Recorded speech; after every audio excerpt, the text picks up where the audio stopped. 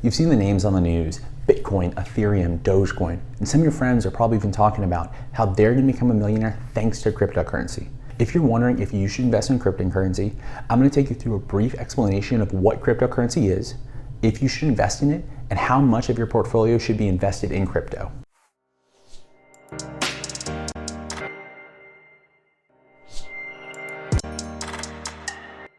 I'm Bradford with a penny pincher's guide to personal finance.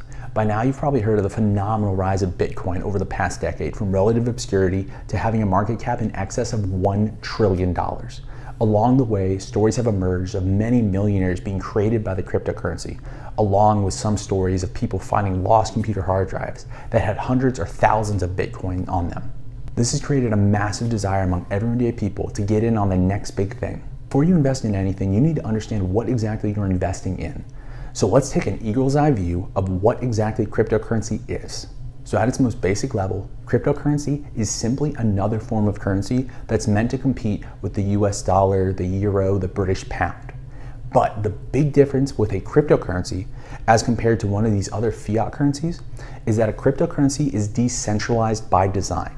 Now, all these other currencies are managed by central banks, or like the US, we have the Federal Reserve that controls how much money is printed, which controls the supply and in partly controls the value of whatever that currency is. Now, cryptocurrency like Bitcoin, for example, has a finite amount of currency. And once that amount has been mined, no more will be created. There is no way for some centralized power or one single person to control the value of that currency. The beauty of the decentralized approach is that the value isn't created by one single person or a small group of people, but rather is controlled by everybody that has a stake in that specific cryptocurrency that you're talking about. The initial technology that led to the creation of Bitcoin and all other cryptocurrencies is called blockchain. In essence, blockchain is a very complicated series of algorithms that tracks every single transaction that occurs for that specific cryptocurrency.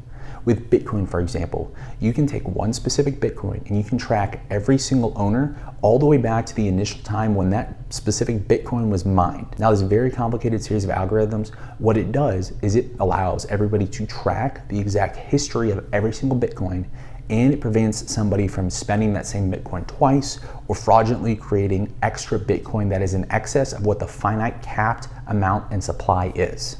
Now, creating and validating all of those complex algorithms that allows the blockchain technology to exist requires an immense amount of computational power.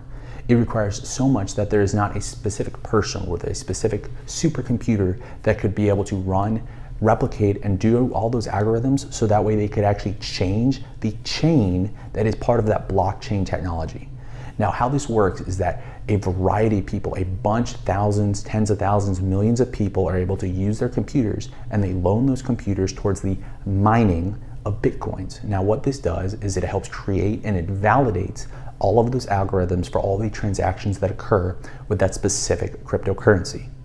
Now, in reward for those people using their resources, electricity, and their computational power, they are awarded a specific small amount of whatever that cryptocurrency that they are mining is. The general goal of cryptocurrency is to eventually allow itself to be a viable replacement for the US dollar or any other sort of centralized currency. And I would imagine many people are hoping that it will eventually not just be a viable alternative, but actually be a replacement, moving from the centralized form of currency to a decentralized form of currency.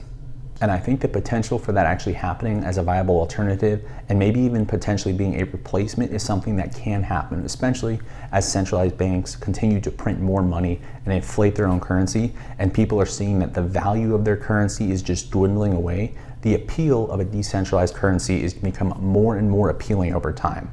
However, I will say that the switch from going from the US dollar or any sort of other centralized currency towards cryptocurrencies as the primary way of performing transactions is still a ways off.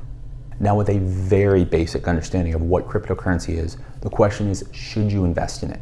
The answer, like all things, is that it depends on your specific situation. Investing in cryptocurrencies is mainly a short-term investment because it takes you finding whatever the next big cryptocurrency is, having it to have a lot of backing, develop a community behind it, because the more people that want it is what drives up the value. And then you can take your initial investment and then you can multiply it either tens, hundreds, or in some instances thousands of times, which your initial investment is the profit that you'll make off of that specific cryptocurrency. Now, if you're looking at cryptocurrency as a long-term investment, this would require you to pick the specific coin or group of coins that will become the viable alternative or the eventual replacement for the US dollar, the euro, the pound, and the other main currencies that we use to just conduct business in our daily lives today. And even then, at that point, once it does become a viable alternative and people are using it to go to the grocery store and buy their groceries or go and buy a TV from Walmart, you would still be looking at something that is going to have a plateau. It will transition from being an investment vehicle to a store of value, much like the dollar is currently today. So what are the main reasons that you should invest in cryptocurrency as a way to take your money and multiply its value? So the first thing that I'd say is that because there are new cryptocurrencies being created almost every day, there is a ton of opportunity for you to jump onto the next big thing. If you're able to identify early enough which coins have the actual backing and are developing the community and being able to develop a momentum to actually drive up their value, you could definitely put in a small initial investment and see many, many, many times a return on what that initial investment was. And the second thing as to why you should invest in crypto kind of backs off the first point, is that because there are so many new coins that are created that have the initial values that you can buy and trade them for just a fraction of a penny, you don't actually require that much upfront capital to become invested and buy into these cryptocurrencies.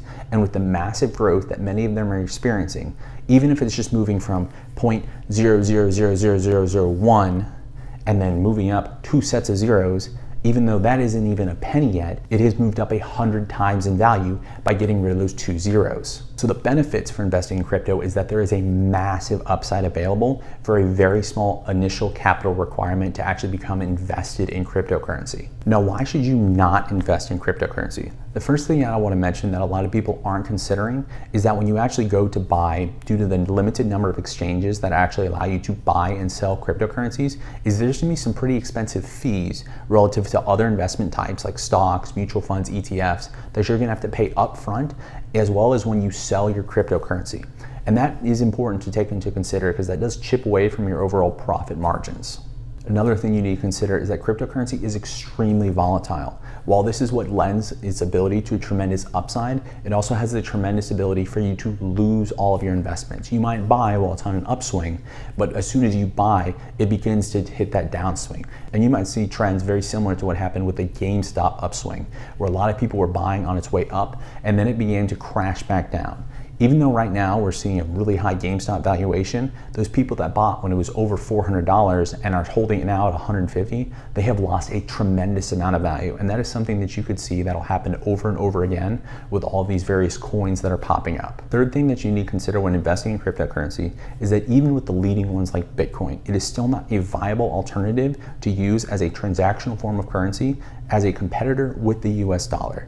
There are not marketplaces that you can go to, with very small exceptions, where you can actually use your cryptocurrency to buy the everyday items that you want in even larger purchases. Even Elon Musk retracted his ability for Tesla to use Bitcoin in everyday transactions for buying their cars. So what you would have to do to actually be able to gain any of the value is that you're going to have to sell and convert your cryptocurrency back into regular dollars or euros or wherever the main currency is, depending on the part of the world that you live in. And the fourth thing that I want you to consider is that, much like anything else, when you sell your cryptocurrency, you need to have somebody that is actually willing to buy it. So if you bought your cryptocurrency and it went up a massive amount in value, but then all of a sudden it starts to take that downturn and it seems to be a trend of going down, you're gonna have to find somebody that is willing to buy your cryptocurrency, knowing that it is on a downward trend. And if there's no one that you can find to actually buy your currency that you currently have, you are likely to be stuck with whatever that coin is until it hits the bottom and people are going to be interested in buying again in hopes of the next upswing. So if you're tracking the number of reasons that I just put out, I put 2 reasons as to why you should invest in cryptocurrency and 4 reasons why you shouldn't. I'm not trying to create fear or make you think that you shouldn't invest in cryptocurrency. What I'm hoping to get you to realize is that yes, cryptocurrency has the potential for massive profits. And there are many people that have already become millionaires thanks to the massive boom in cryptocurrency that we've seen over the past couple of years. At the same time, cryptocurrency is extremely volatile and it is a very, very risky investment. And you need to go into it understanding that any money that you invest in cryptocurrency could potentially be lost. It's not the same as investing in traditional stocks, bonds, mutual funds, the traditional investment vehicles that you're most common seeing when thinking about Wall Street. A lot of those, yes, there's always risk associated with investments, but the risk is relatively small compared to the risk that we are seeing with cryptocurrencies. Bottom line on that is do not invest any money that you have in cryptocurrencies that you are not willing or able to lose. So if you've weighed the risks and you consider that you still want to invest in cryptocurrency, what percentage of your portfolio should you invest in cryptocurrencies? Now, I like the general guidelines that the younger you are, the more risky you can be with your investments, as opposed to those that are getting closer to retirement.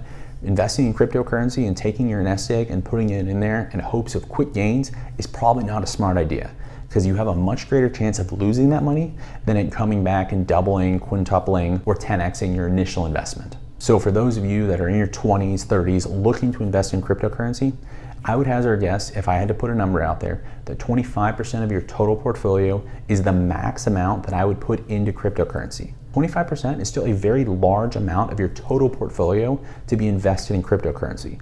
The benefit here is that it is small enough that if you lose all of it, you wipe out 25% of your total portfolio, the other 75% that is invested in traditional long-term gains that you're hoping for is going to have that ability to take advantage of time and compound interest to grow your money over the long term. But at the same time, 25% is a large amount of your portfolio. And if you do happen to invest in whatever the next Dogecoin is, you can see multiple returns over what your total portfolio value is. Now, I say all this information with the caveat that I am not your financial advisor. I do not know your specific situation, and I cannot provide accurate guidance that'll help you in whatever specific point of life that you're at.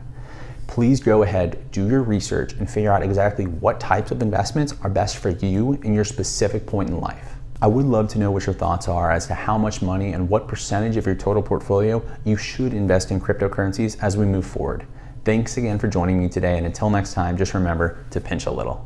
Thanks for watching, and if you liked this video, make sure to check out the video that's on the left-hand side of your screen.